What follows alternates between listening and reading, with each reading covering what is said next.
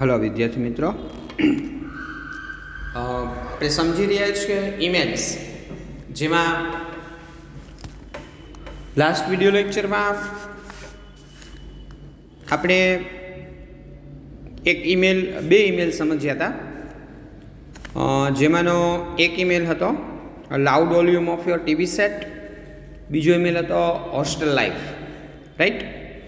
આજે આપણે ઈમેલ સમજવાના છીએ, એક નવો ઈમેલ સમજવાના છે.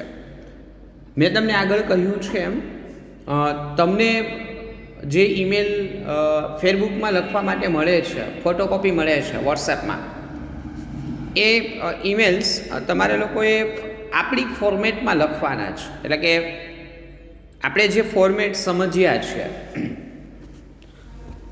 એ ફોર્મેટથી જ આ ઈમેલ છે એ ઈમેલ્સને તમારી ફેસબુકમાં તમારે લોકોએ ઉતારવાના છે. અને ફેસબુકમાં જે ઉતારીને રાખેલા ઈમેલ છે એમને પરીક્ષા ટાઈમે આ જ ઈમેલ છે એમને તૈયાર કરવાના છે. આમાંના ઈમેલ્સ અથવા તો આમના જેવા ઈમેલ્સ છે એ પરીક્ષામાં આપણે પૂછવામાં આવશે. બરાબર. આજે આપણે એક નવો ઈમેલ સમજીએ છીએ. ઈમેલની સૂચના છે, write an email in about 30 words to your friend. અહીંયા તમે તમારા એક મિત્રને ઈમેલ લખો છો @anil@gmail.com. આ એમનું ઈમેલ એડ્રેસ છે, એટલે કે ટુનું email address. Inviting him for your sister's wedding. તમે એમને આમંત્રણ આપી રહ્યા છો તમારા સિસ્ટરની વેડિંગ માટે. તમારા સિસ્ટર છે એમની વેડિંગ છે, એ વેડિંગ માટે તમે એમને ઇન્વિટેશન આપી રહ્યા છો. આગળ આપણે બર્થડે પાર્ટીનું ઇન્વિટેશન આપતો એક ઈમેલ આપણે સમજ્યા આગળના એક વિડીયો લેક્ચરમાં. આપણે જ્યારે લાઈવ બોર્ડ ઉપર જે ઈમેલ રાઇટિંગ આપણે સમજતા હતા ત્યારે આપણે ડિસ્કસ કરી હતી કે ભાઈ ઇન્વિટેશન માટેના મોટાભાગના ઈમેલ છે એ ઈમેલ લખવાની રીત એ લગભગ એક સરખી રહે.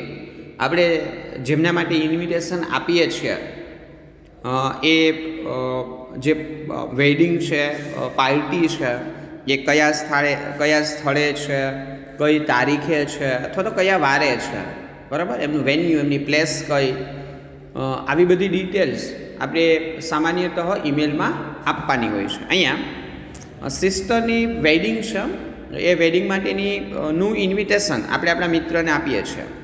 હવે અહીંયા આપણે આગળ વાત કરીએ એ રીતેથી ઈમેલની ફોર્મેટ ઉપર આવીએ તો આપણે ઈમેલ આપણી ફોર્મેટમાં જ લખવાનો છે.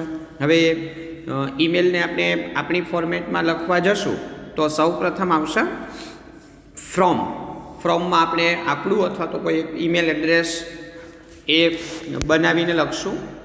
ત્યારબાદ આવશે ટુ, એ ઈમેલ એડ્રેસ અહીંયા આપણે આપેલું છે anil@gmail.com. ત્યારબાદ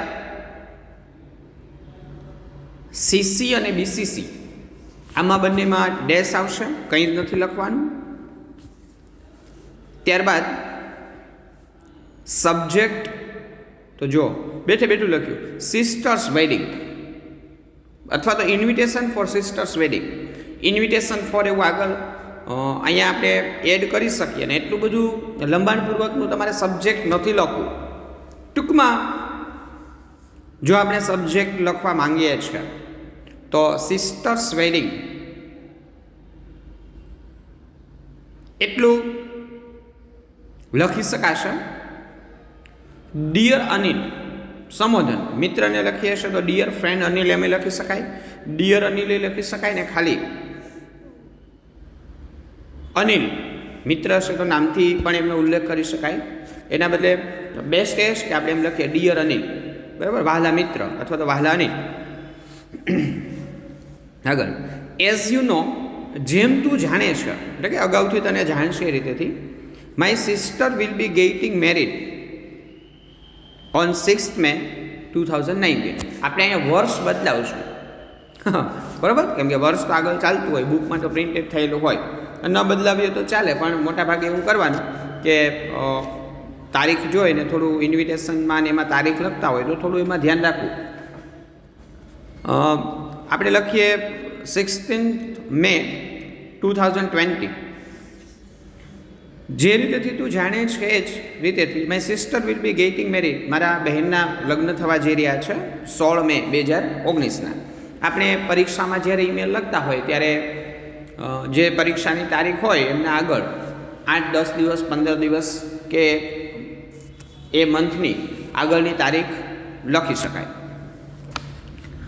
આઈ am writing this email to invite you for the wedding. I am writing this email. આ ઈમેલ છે હું તને લખી રહ્યો છું ટુ ઇન્વાઇટ યુ, તને આમંત્રિત કરવા, for your invite you for the wedding. જે વેડિંગ છે, મેરેજ સેરેમની, એમના માટે આમંત્રણ આપવા માટે હું તને આ ઈમેલ લખી રહ્યો છું. The pre wedding function will be start from 14th May 2019. Pre wedding જે એમના જે ફંક્શન છે, લગ્ન પહેલાંના ફંક્શન, વિલ સ્ટાર્ટ એ શરૂ થશે 14 મેથી, બરાબર, 2-3 દિવસ જે રીતેથી આગળ શરૂ થતા હોય એ રીતેથી. I look forward to having you with us for all the functions. I look forward, હું તને having you with us for all the functions, હું તને અમારી આગળ જોવા માંગુ છું. You with us for all the functions, અમારા બધા જ ફંક્શન છે જે 14 તારીખથી 16 તારીખ સુધીના, એ બધા જ અમારા કાર્યક્રમમાં, બધા જ ફંક્શનમાં, આપણે જેમને વિધિ કહીએ છીએ એમાં હું તને મારી સાથે, અમારી સાથે જોવા માંગીશ. I will send you the card soon. અને હું તને ઝડપથી ઇન્વિટેશન કાર્ડ પણ મોકલાવીશ. પ્લીઝ ડુ કમ. બરાબર, મહેરબાની કરીને આવશે. અહીંયા આપણે પેલું સેન્ટેન્સ એક લખી શકીશું ઇન્વિટેશન માટે છે, ઈગરલી વેઇટિંગ. બરાબર, આતુરતાથી રાહમાં, ઈગરલી વેઇટિંગ, એવું એક લાસ્ટમાં સેન્ટેન્સ પણ લખી શકાય. પછી આ ઈમેલમાં અટેચમેન્ટની વાત કરીએ. ઉપર આપણે જે આપણું ફોર્મેટ બનાવીએ છીએ એ ફોર્મેટના અટેચમેન્ટની જો વાત કરીએ તો આ ઈમેલમાં અટેચમેન્ટમાં ઇન્વિટેશન કાર્ડ મોકલાવી શકાય. બરાબર, અટેચમેન્ટમાં ઇન્વિટેશન કાર્ડ એવું લખી શકાય, લખવું હોય તો. બાકી આપણે બાય પોસ્ટ કેમ, માનો મને એમ થાય કે ના મારે તો બાય પોસ્ટ પછી મોકલાવવું છે તો લખી શકું નો અટેચમેન્ટ, એવું પણ લખી શકાય. અને ઇન્વિટેશન કાર્ડ પણ લખી શકાય. એટલે એમાં થોડું ડિપેન્ડ્સ ઓન અસ, આપણી ઉપર થોડું ડિપેન્ડ રહેશે કે આપણે એમના માટે શું લખીએ છીએ. પછી લાસ્ટમાં કન્ક્લુઝનમાં આપણે છેલ્લે એક વાક્ય લખીએ છીએ, લખ્યું પ્લીઝ ડુ કમ. ત્યાં આપણે એક આપણું આગળ ઇન્વિટેશનવાળો એક ઈમેલ હતો, એમાં આપણે જે રીતેથી લખ્યું હતું એ રીતનું અહીંયા પણ આપણે એમને એડ કરી શકીએ. ઈગરલી વેઇટિંગ, આતુરતાથી રાહમાં, તું આવીશ એમની આતુરતાપૂર્વક રાહમાં, એવું પણ અહીંયા લખી શકાય.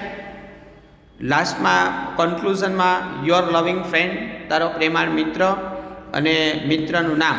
બરાબર, અહીંયા આપણે નામનો ઈમેલમાં ઉલ્લેખ નથી, તો એક તો અમને ઈમેલ એડ્રેસમાં નામ આપ્યું છે અનિલ. બરાબર, એ આપણે જેમને ઈમેલ લખીએ છીએ એ, એટલે અનિલને ઈમેલ આપણે હું લખું છું તો અહીંયા યોર લવિંગ ફ્રેન્ડ, તો અહીંયા મારું નામ, દાખલા તરીકે અભય, એમ આપણે તો કોઈ પણ નામ લખી શકીએ. પણ જો સૂચનામાં આપણે નામ આપેલા છે તો પછી આપણે એ નામને થોડા ફોલો કરશું. જો અહીંયા યોર લવિંગ ફ્રેન્ડ અભય, જે વ્યક્તિએ ઈમેલ લખ્યો છે, અને ઉપર ડિયર અનિલ, જેમને ઈમેલ લખે છે એમનું નામ છે. બરાબર, એટલે માનો કે હું ઈમેલ લખતો હોય, મારા ફ્રેન્ડનું નામ અનિલ હોય તો હું લખતો હોય હું એમ લખું ને ડિયર અનિલ, પછી છેલ્લે યોર લવિંગ ફ્રેન્ડ, તો ત્યાં પાછું મારું નામ આવશે ને. એટલે એ રીતેથી નામનો ઉલ્લેખ ઈમેલમાં કરવો. બરાબર, આ ઈમેલને પણ આપણે આપણી એસેની જે ફેરબુક છે એ એસેની ફેરબુકમાં આ ઈમેલને પણ ઉતારી લેવાનો છે, એટલે કે એમાં લખી લેવાનો છે.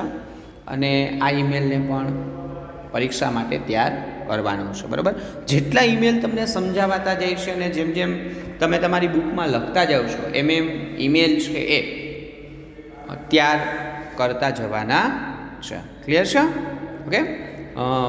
બીજો એક ઈમેલ આજે આપણે સાથે સાથે સમજીએ, ઈમેલ રાઇટિંગ સમજીએ છીએ ત્યારે બીજો ઈમેલ છે રાઇટ એન ઈમેલ.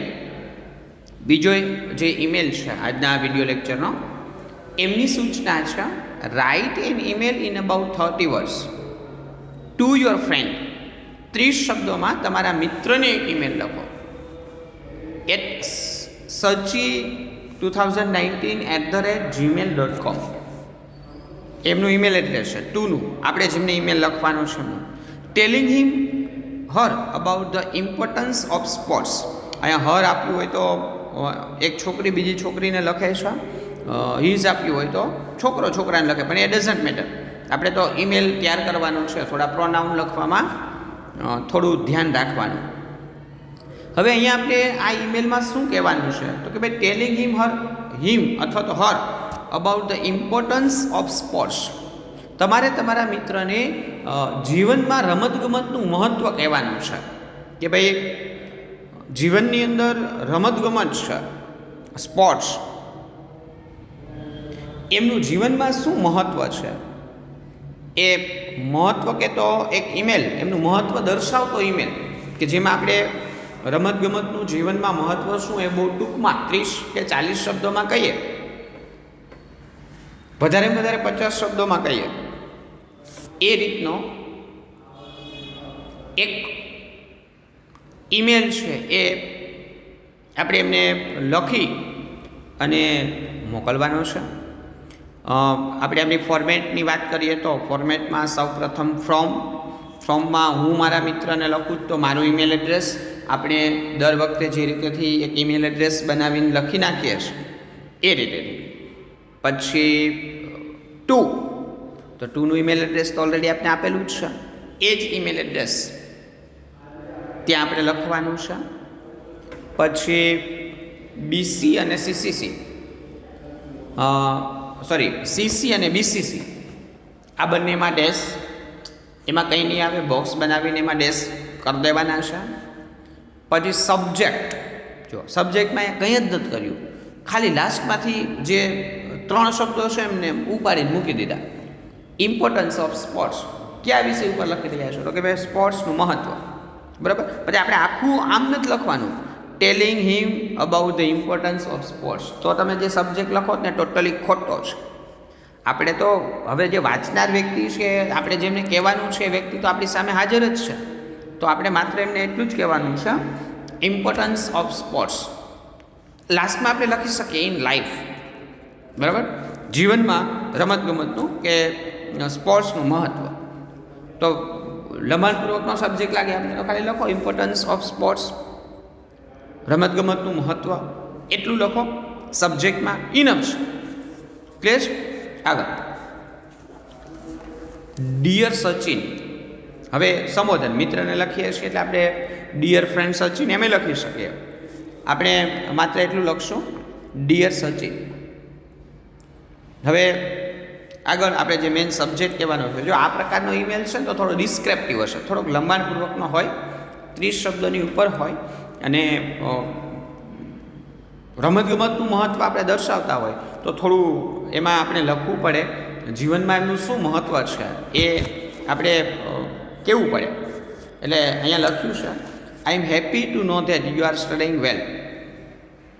પહેલાં તો આપણે એમ કહેવાનું I am happy to know that, એ જાણીને મને આનંદ થયો, that you are studying well, કે તું સારી રીતે અભ્યાસ કરી રહ્યો છે, તારો અભ્યાસ બહુ સારી રીતે ચાલી રહ્યો છે એવું જાણી અને મને આનંદ થયો. But I do not understand why you do not get time for sports. But I do not understand એટલે સમજવું, પણ મને એ નથી સમજાતું why you do not get time for sports, પરંતુ રમતગમત માટે ટાઈમ કેમ નથી કાઢતો, તને રમતગમત માટે સમય કેમ નથી તારી પાસે. જો આપણે કહ્યું ને કે ભાઈ તું, મને એ જાણીને આનંદ થયો કે તું સારી રીતે અભ્યાસ કરે છે પણ તું રમતગમતમાં ધ્યાન નથી આપતો, એ મને સમજાતું નથી. એટલે આપણે એમને કહીએ છીએ a healthy body has a healthy mind. એક સારું શરીર છે, હેલ્ધી બોડી હોય તો હેઝ અ હેલ્ધી માઇન્ડ, તો એ શરીર પાસે એક સારું એવું મગજ પણ હોય, સારું હેલ્ધી, સારું એવું વિચારી શકે, ઘણું બધું વિચારી શકે એવું એક એમની પાસે મગજ માઇન્ડ પણ હોય. If you take part in sports and games, જો ઇફ વાળી વાક્ય રચના આપણે આગળ સમજ્યા છે ને, કાળમાં એમનો ઉપયોગ છે. જો if you take part in sports and games, જો તું રમતગમત અને સ્પોર્ટ્સ, રમતગમતમાં અને સ્પોર્ટ્સમાં એટલે કે બીજી બધી એક્ટિવિટીઝ છે એમાં તું ભાગ લે, you will be physically strong, તો તું શારીરિક રીતે મજબૂત બને. ફિઝિકલી સ્ટ્રોંગ, ફિઝિકલ એટલે શારીરિક અને સ્ટ્રોંગ એટલે મજબૂત, તો તું શારીરિક રીતે મજબૂત બને. Sports and games relax the mind and improve concentration. Sports and games, આ જે સ્પોર્ટ્સ અને રમતો છે એ રિલેક્સ ધ માઇન્ડ, એ આપણા મગજને રિલેક્સ કરે છે, એકદમ આરામ આપે છે. એન્ડ ઇમ્પ્રૂવ કોન્સન્ટ્રેશન, અને આપણી એકાગ્રતા છે એમાં સુધારો કરે છે, આપણી એકાગ્રતા લાવે છે આપણામાં. કે ભાઈ કોઈ પણ રમત રમવા માટે આપણે એકાગ્ર થવું પડે, એમાં ધ્યાન કેન્દ્રિત કરવું પડે. એટલે બધી રમતો એટલા માટે જોઈએ છે કે એમનાથી આપણું કોન્સન્ટ્રેશન ઇમ્પ્રૂવ થાય છે, આપણું શરીર છે એ સારી રીતે મજબૂત બને છે, સતત દોડવાથી, સતત કસરત કરવાથી વગેરે. And so I finally believe that, અને તેથી અંતે મારું એવું માનવું છે, you must also tech interest in sports and games. તેથી મને અંતે એવું લાગે છે, હું અંતે એવું માનું છું, you must also tech interest in sports and games. તેથી તારે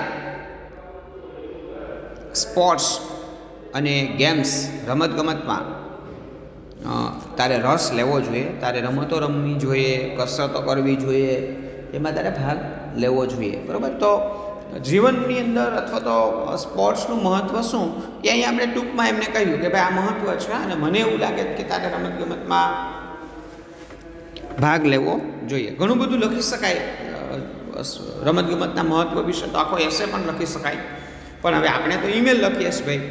તો હવે ઈમેલ લખીએ છીએ તો ઈમેલ રાઇટિંગમાં તો આપણે એમને જરૂર પૂરતું જ કહેવાનું છે. આપણે તો લિમિટ આપી છે કે 30 કે 40 શબ્દોમાં જ ઈમેલ લખવાનો છે. તો આપણે મહત્ત્વના જે મેન પોઈન્ટ છે સ્પોર્ટ્સના મહત્ત્વ દર્શાવતા એટલા જ લખવાના છે. બાકી તો આપણે ઘણું બધું આવડતું હોય રમતગમતના મહત્ત્વ વિશે કહેવાય, પણ એ બધું જ લખીને આવડીએ છે એટલે 4-5 પેજ ભરીને 4 માર્ક્સનો ઈમેલ નથી લખવાનો. ઈમેલ તો આપણી ફોર્મેટમાં જેટલા શબ્દોમાં કહ્યું છે એટલે એમ જ લખવાનું છે. કેમ કે અહીંયા આપણે એવું નથી કહ્યું કે 150 શબ્દોનો ઈમેલ લખો, અહીંયા તો બહુ ટૂંકમાં ઈમેલ લખવાનો છે, બરાબર. આ રીતેથી ઈમેલ લખાશે. યોર લવિંગ ફ્રેન્ડ સંજય, બરાબર. છેલ્લે કન્ક્લુઝનમાં યોર લવિંગ ફ્રેન્ડ અને લાસ્ટમાં એમનું નામ. હવે આ ઈમેલમાં અટેચમેન્ટમાં કાંઈ નહીં આવે, નો અટેચમેન્ટ. અથવા તો કોઈ બુકનું નામ આપણે લખી શકીએ એમને ડિજિટલી, હવે તો પુસ્તકો મોકલી શકાય છે, પણ એ થોડું વધારે અઘરું થશે. આપણે ખાલી લખી નાખવાનું નો અટેચમેન્ટ, એટલે આપણું કામ ત્યાં પૂરું થયું. હવે અટેચમેન્ટમાં આપણે કંઈ લખીએ કે નથી લખતા એનાથી કંઈ ફેર નથી પડતો, પણ એ અટેચમેન્ટનું બોક્સ દર્શાવીએ છીએ એ મહત્ત્વનું છે. કેમ કે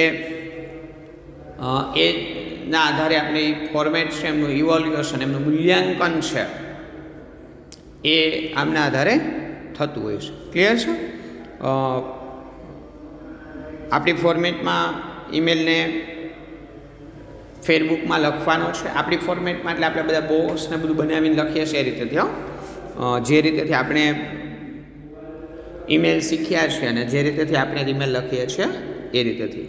અને આ ઈમેલ છે એમને આપણી પરીક્ષા માટે, નેક્સ્ટ એક્ઝામ માટે ઈમેલને તૈયાર પણ કરવાનો છે. ઓકે, નેક્સ્ટ ફરીથી જ્યારે આપણે આપણું રાઇટિંગ સેક્શન ચાલુ કરશું ત્યારે ફરીથી આગળ એસે અને ફરીથી ઈમેલ છે એ સમજવાના છીએ. પેપર આવતું હવે પછીનું જે પેપર છે તમારું એ ઓલરેડી આખું ગ્રામર બેઝ છે, ગ્રામેટિકલ પોર્શન પેપરમાં વધારે હશે, એટલે એમની થોડી પ્રિપેરેશન છે ગ્રામેટિકલ પોર્શનની એ મળજો કરવા, વિડીયો રિવાઇઝ જોવા મળજો અને પ્રેક્ટિસ કરવા મળજો. બરાબર છે? ઓકે, આજના લેક્ચરમાં આપણે અહીંયા સુધી રાખીએ છીએ. Have a good day and good bye.